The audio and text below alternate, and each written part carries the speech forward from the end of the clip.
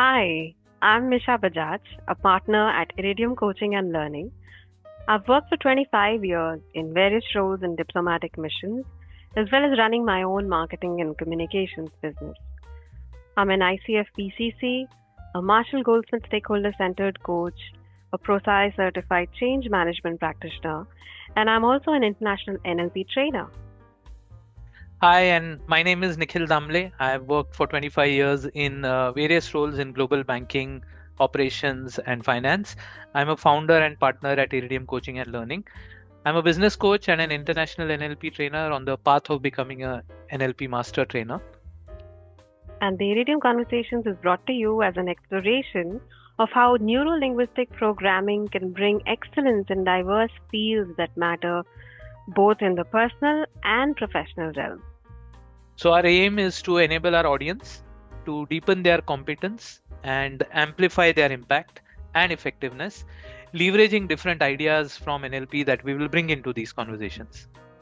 So join us in this exciting series of conversations where we geek out on NLP and its relevance in domains that haven't been explored before.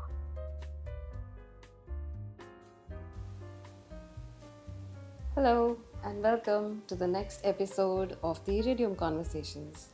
I am Misha Bajaj and I'm joined by Nikhil. Hey, so welcome to our episode today, and we've been carrying on this for the last 7 episodes now. Relevance of NLP in coaching excellence, and again today we're looking at one of the competencies, which is Evokes awareness. evokes awareness. A very important competency. Not saying that others are not important. However, I feel that this competency carries on throughout the conversation. Because at every step, you never know what the client is discovering about themselves. Right. And hence, it is very useful if we can just unpack what it would really mean, what it could look like in any coaching conversation that we might be doing.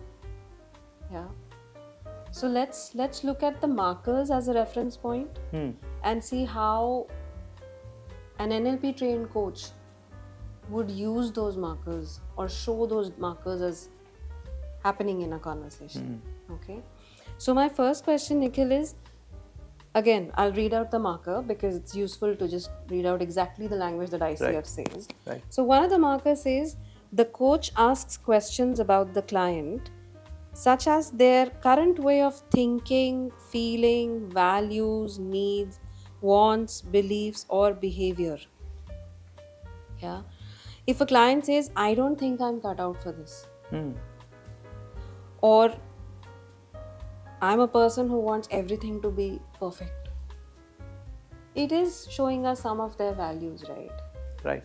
So as an NLP trained coach, how would you probe this further? So I think let's use a statement like that, right? I don't think I'm cut out for it. So an important distinction in NLP is, and the L in NLP is linguistic. So we look at what is the structure of a language in NLP, right? And what is the structure of a language, right? Is it composition? Is it grammar? Is it syntax? Well, turns out language is not just words. So what we are speaking right now, okay, we're speaking in English and there are some words, and therefore it's commonly agreed, and that's why dictionaries exist, that these words have those meanings, and therefore we're able to understand when this word is said, there is a particular meaning for it.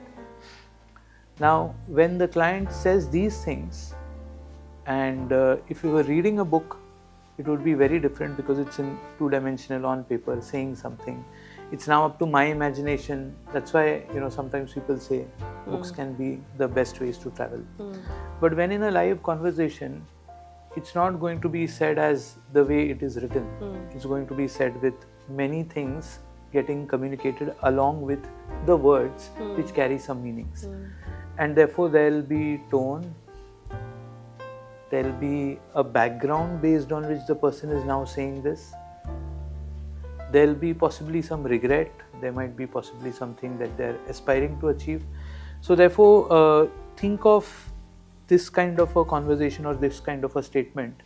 If we heard something like that in a line said by a character in a play, then we would start wondering, right, that what must be happening in the life of this character just before they entered this scene and said this.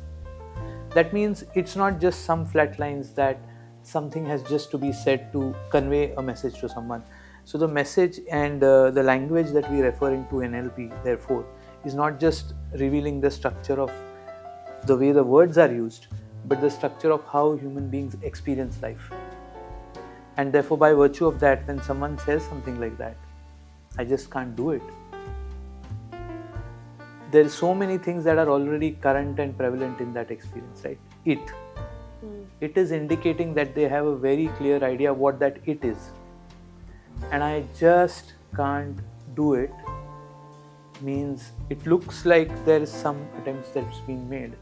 So now, therefore, if we look at a statement and what are all the things that have to be true in the life of that person for them to have said that, these are the kind of things that an NLP trained coach will be able to pick up. And therefore, there won't be need for a lot more information to be said because there's a lot of information already being conveyed by the client, even in a single statement like that. So that would be the big difference in terms of what an NLP trained coach can do in a conversation, is that they'll be able to pick up language which is also beyond words, which is communicating the whole experience of what this person is going through right now. Right. So it's not just their perspective on something right now, but it's the entire experience that we are... That's shaping their perspective. Right. Which is what we are working with as an NLP trained coach. Yeah, you're working with the whole person. We're working with the whole person, exactly. Now, how does a coach help the client explore ideas within that experience, I mean, in the markers, we talk about the who and the what, right? So, how can NLP be used to achieve this? Got it. I think this is a very interesting distinction in the ICF markers, the who and the what. And especially when we are in the context of evoking awareness, the who and the what can be with respect to that specific situation that the client has brought into the conversation. Who am I in that situation? What is it that I'm seeking to get out of that situation? But it could also be that who are they as an individual, that this kind of a pattern runs in their life, that this kind of an issue exists, and therefore what is it that they are doing continuously as an individual that this kind of an issue crops up. And therefore then, if they look at their outcome, who do they need to be able to get to that outcome, which will then guide slightly differently what is it that they must do to get to that outcome.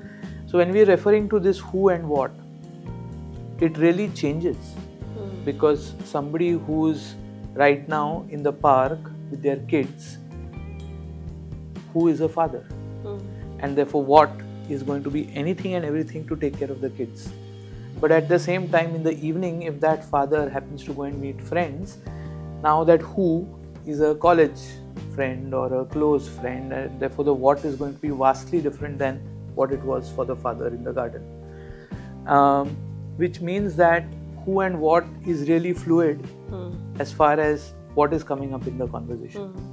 So when we say that in ICF we're saying we're coaching the whole person, I'll expand that a little bit from an NLP perspective, that we're being present to the whole experience that this individual is going through, and at this particular point of life, who they are and what they are, that doesn't seem to be consistent with who they are and what they are in terms of where they'd like to be. And therefore that's a totally expanded way of looking at it, which allows a much greater degree of exploration in terms of different choices that the client might like to explore. So therefore it almost, it's like saying that initially it might be visible as a circle, but if we add a different dimension to it, it becomes a cube.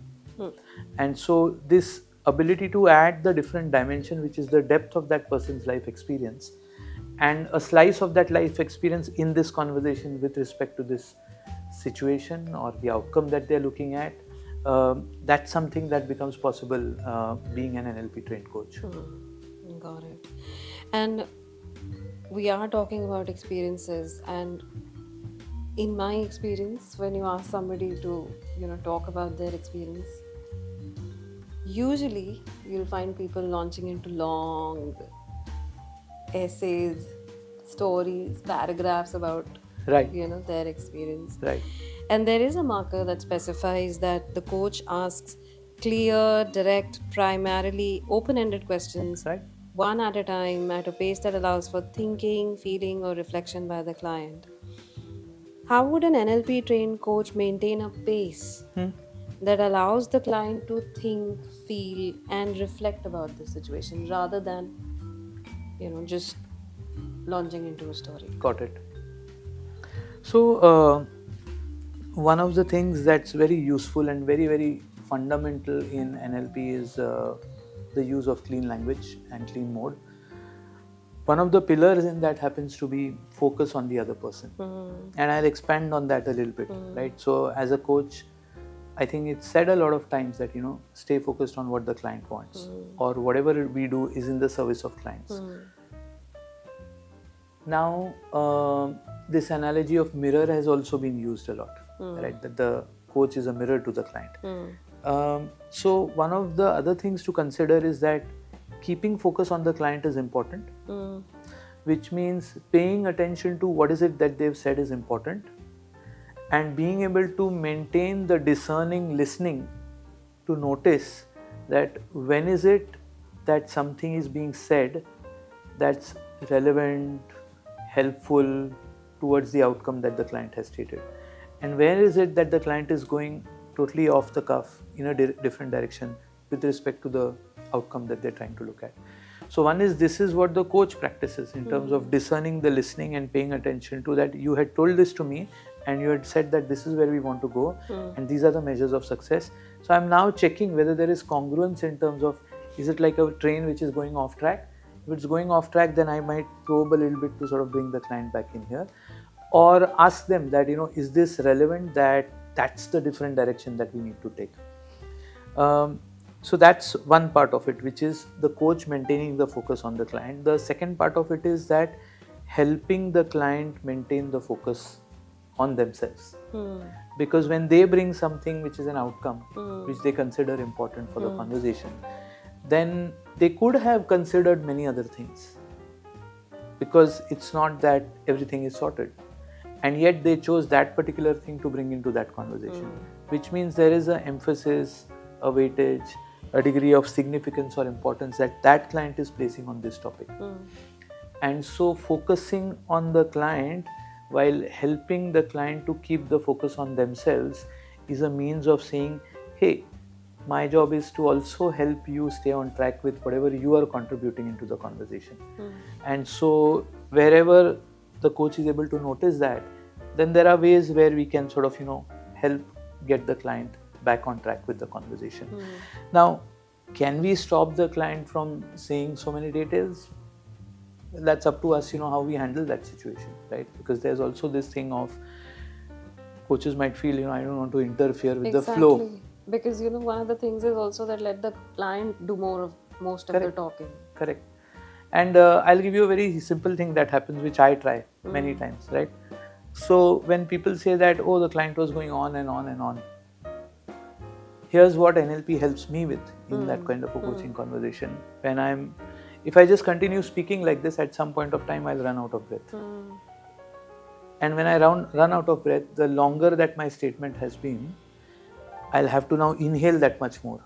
That means there's a longer break that I'll need to take as a client when I've been saying a lot of things. And as an NLP coach, I'm trained to notice that. So instead of, hey, hang on, stop saying whatever you're saying, that will be interfering. But if I start noticing that the client is deviating too far off from their stated outcome and is not being able to keep the focus on this, I can use something as simple as, let me just wait till the client runs out of breath. And before they're about to say something, I can say, okay, just for a moment, can I play back what you said? And now this is a way of intervening. So it might allow me an opportunity to recap. It might allow me an opportunity to probe and check if we're taking a different direction, if that's what the client is doing. So there are many other ways like this that, this can happen. We obviously can't tell the client to stop talking so much. But to be fair, that's the client thinking that perhaps this is the best way for me to make sure that the coach knows everything, and only then the coach might be able to help me. So I think it's all right. I mean, the client is also coming with the best intention for themselves in the conversation. And then there are the other kind of clients who will say, why don't you tell me? What should I do? Right. You're good at this, you tell me. Right.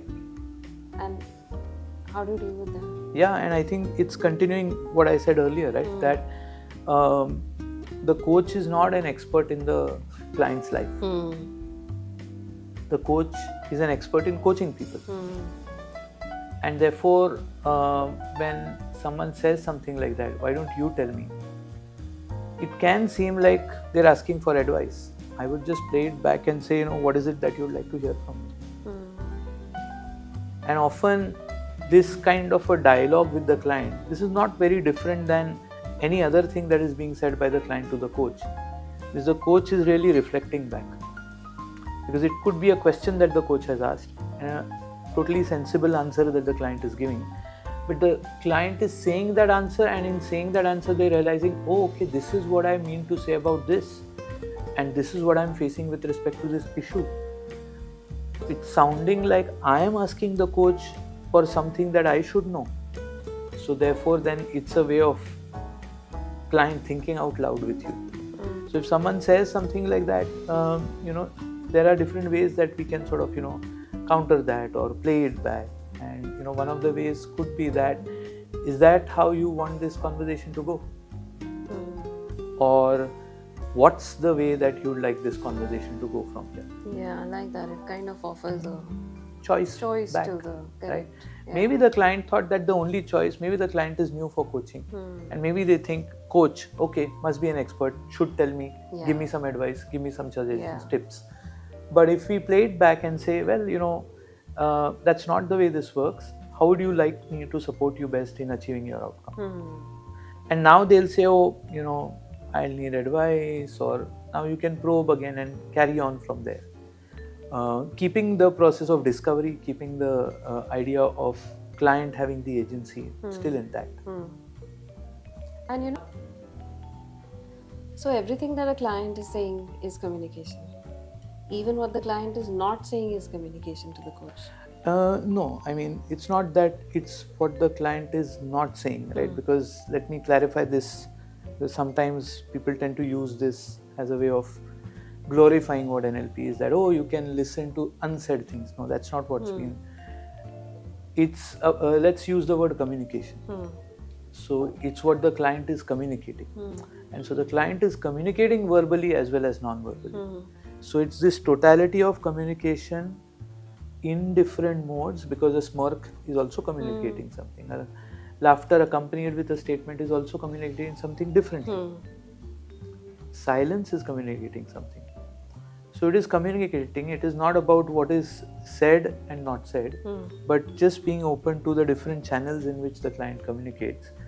And an NLP-trained coach is trained to sort of, pick these things up. And if they pick these up and they have to, play it back to the client in a way, in a manner that ICF asks, like the coach shares with no attachment observations, intuitions, comments, thoughts or feelings, and invites the client's exploration through verbal or tonal invitation. Right. So does NLP help in maintaining that non-attachment? Yeah. So we have something, we've referred to it in earlier conversations also, which is called a not knowing state. Right. Let's say you were an expert in a particular field, film production, and I just happened to be visiting the set today. Just sitting there, I might feel like this is not right or that is not right.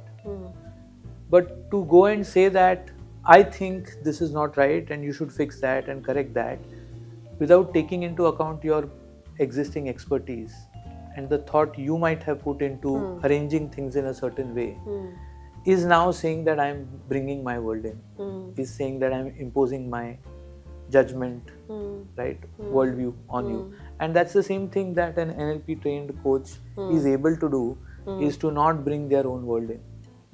So an NLP trained coach can be a very good committed observer or excellent witness for the client.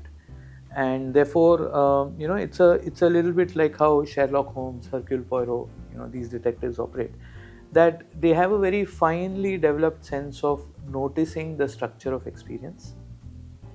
So they're able to pick up cues or clues just as cues or clues. They don't attempt to jump to a conclusion that this might mean something, but they notice it and they say, let's get it checked, let's get it verified, let's get it investigated, let's get it validated. So this idea of no attachment can happen, and particularly an NLP trained coach will notice patterns. So when you're not hooked on to only the content, but you're able to notice the structure of how a client speaks, patterns will reveal themselves. And so it's an offering, right? So it's always all right in the middle of a conversation to say, excuse me, time out. Is it okay if I share something that I've noticed just now? Most likely clients are welcoming of that, right? Now the important thing is that you're sort of again taking that permission. Does the client want your input? And you can always pre-frame it as saying, I've just noticed something that I sense might be helpful for the outcome of the conversation, or I sense might be useful in the context of what has been said just now. And if the client agrees to that, then the coach can absolutely offer, I'm noticing this, or I sense this, or this is what I'm getting out of what you're saying. However, this is also what I'm noticing. And now I've just placed it on the table. And I can then say, but that's just my observation. And if it makes sense to you, feel free to take it up. But if it doesn't, that's okay too. Now, I may not say it like that, but after offering, I just be like that I let the client decide. Client may say, no, that doesn't make sense. And I should be completely okay with that, right? That's where the non-attachment comes in. That it was offered as a choice, but client knows better, client knows best for themselves as to which choice makes better and more sense to them. Right. So we spoke about how to probe a client when they come up with words that sound like values or what's important for them. We also touched on the who and the what, right, in a coaching conversation. And we looked at, how you could bring the focus back to the client when they launch into a long story about their own experience. Right. And just now what you mentioned about gathering all of this sensory information and verifying it with the client, right, by offering it in a manner that may be or may not be true, but correct, as long as the client is verifying free to accept or reject it. Correct. Yes. So it's their prerogative, and that is a way to ask it in a non-attached manner. Correct. Right? Or offer that. That's a way to offer it, and then stay non-attached about it. That we are exploring different choices. I happen to spot something. Let me make that choice available to you, but it's completely up to you whether you take it or don't. And I think in this whole piece that we've just spoken about, there's probably one thing that we could end with this conversation would probably be about what kind of questions would an NLP trained coach ask? Because again, it's about awareness, about evoking awareness that we are talking. So what kind of questions would an NLP coach ask which would evoke, awareness, or I would say, a different kind of awareness for the client? I remember a very different example which I'll bring in now, right? I remember when I used to work and I had been sent to a leadership training, and it happened to be a trainer who was an expert in conducting outbound kind of activities. So there would be some obstacle course or some team challenge, and now people have to figure out how to work through that and go along. And it was out in the sun, it was like a course, probably nearing lunchtime, so quite hot and sunny, and we'd been at it for a couple of hours. And so we were kind of supposed to do a relay kind of an activity, try to move from this side to that side, have some coordination and communication.